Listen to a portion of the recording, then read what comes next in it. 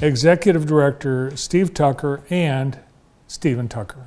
Welcome to the show. How are you? Good to see you. Thank you for having us on. Thank you. Yeah, I nice think to see you. the first week 10 years ago that we got the gig, we came on and Together you came on? Yeah, we were on together back in whatever year that 2012. So Well, congratulations. Their 10th made it. anniversary running the Michigan Theater. hard to believe it's like flown by, you know. It seems longer. That's what everybody might be saying. Sometimes it does, yeah. But we started. I know this with 2,200 Facebook followers, and now 17,000. No kidding. Yeah, so he's really pumped up the social media part of everything. And Twitter, he does Twitter and what's that other thing? Instagram. Instagram, yeah, that Instagram thing. So Yeah. Well, you've done a really nice job. Social We've had a media. lot of great help. We've had a Email, lot. you do email blasts, and I get a lot of email from you, Yes. Stephen. I appreciate it. And you've been there the whole time with your dad. First day. That's pretty cool to be able to work with your dad, isn't it? 'Cause Steve, I know what it's like. It's great, isn't it? Yeah, it is. We're very lucky. You and I are pretty lucky. We are. You know. Yeah. I remember our first event that we worked was our second day of work, and it was a cage fight. Yes, indeed. And I think we pretty much vowed that we would not have that anymore. Well, it was a steel cage. It was a steel cage. Steel cage, yeah. Steel cage right on the stage, and chairs, Right. and bleachers on the side view. Really? And no one was killed. We were lucky. Well, before you took over, they would take any event, and there were some events that kind of trashed the place. Yeah, it was You'd scary. be put into that. Had to. It was frightening. You know, I mean, I went to work that day with a suit or a sport coat and necktie, and Very fashionable. I was, yeah, I was very fashionable, but oh my gosh, I was overdressed. And I'll never forget how tired we were from running up and down the stairs because I had no idea what I was doing. I had no idea. You know, and still sometimes there are those moments when I still wonder what I'm doing. Were you teaching you retired from teaching, 2009, I retired from teaching. and then what did you do after I that? did some part-time work at Da Vinci Okay. and taught a little bit, substitute. Worked in the special ed department and English department. Which we were both And Stephen there. worked there too. Oh, okay. So, and then shortly thereafter, and then I played a lot of music. You know, I was doing 100 or so things a year and booking entertainment. Remember that? Lockmore Entertainment. Remember? Yeah, Lockmore Entertainment. That was a lot of fun. So then we were lucky to get that job. It's been a great job for Well, me. look at all the things that have happened in the 10 years. New concession stand, new seats.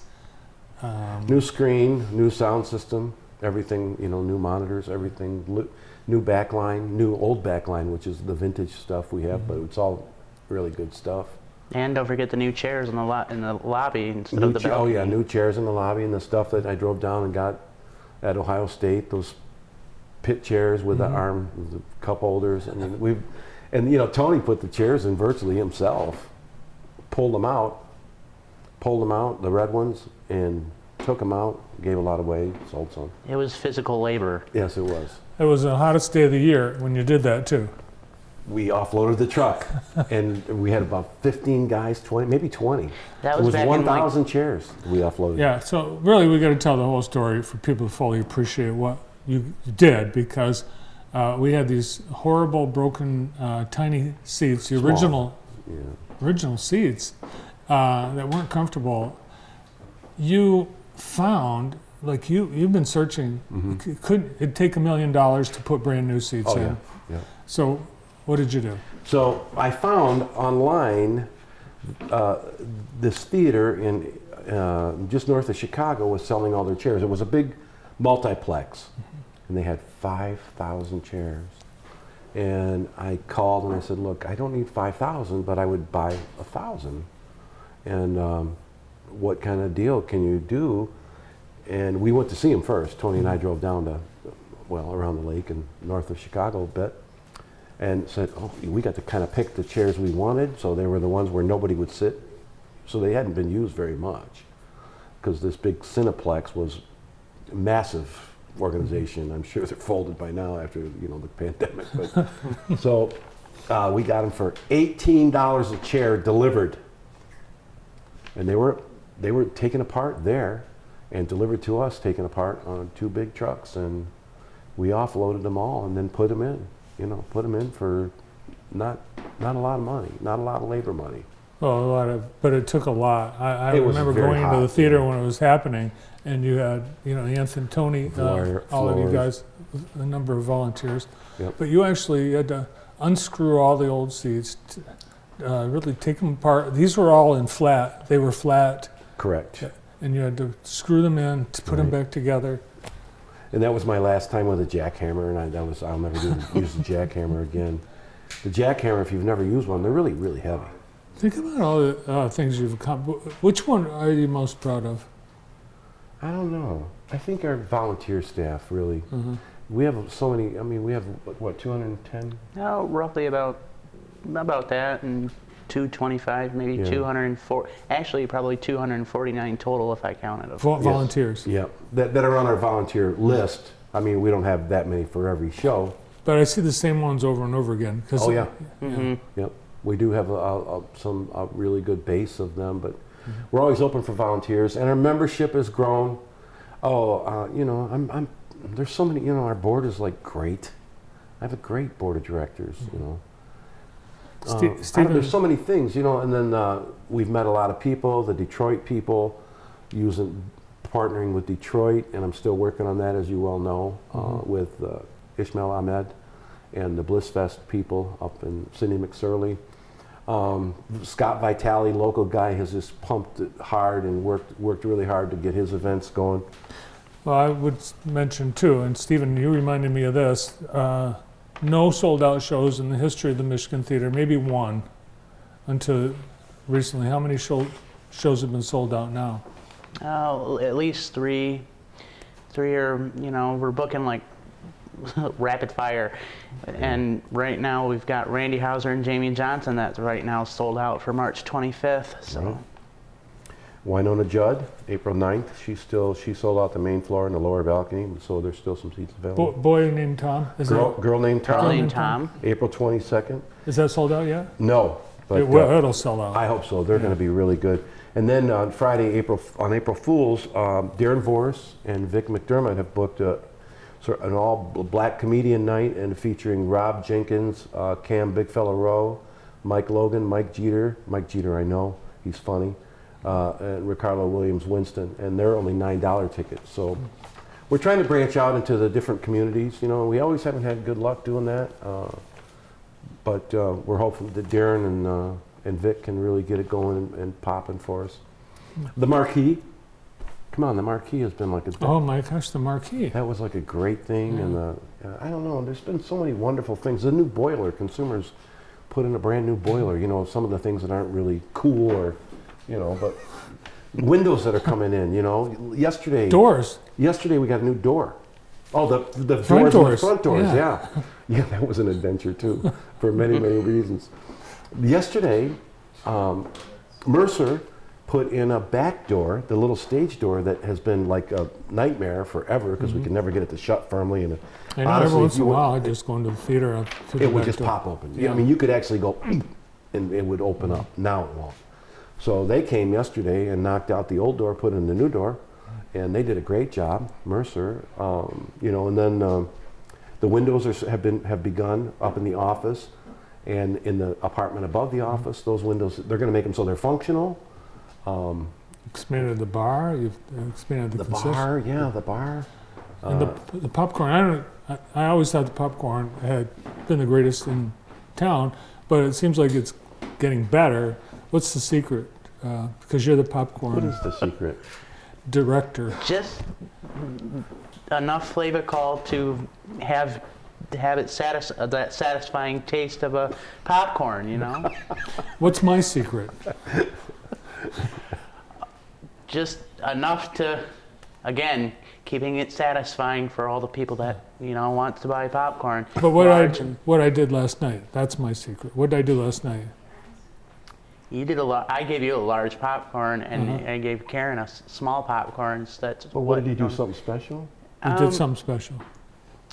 Did you do the I hash? made, Caught it, it. I made it fresh. Yes. I made it fresh. You caught it in the bag as it came over the Yeah. top. I don't even want it touching the sides of the popcorn thing. Right, yeah, that's It's going to good. come flying right out of the Yeah, top he caught into it right the bag. He caught it live. Yeah. It's We'll too do it funny. live. And that was a fun movie last night. Yeah, that Oh, was a brother. good one, All yeah. right. I love the music in it. Yeah. So what's coming up next? What do you see your next 10 years being like? I'm going to be 68 in July. So if I can go another 10, I'll be 78.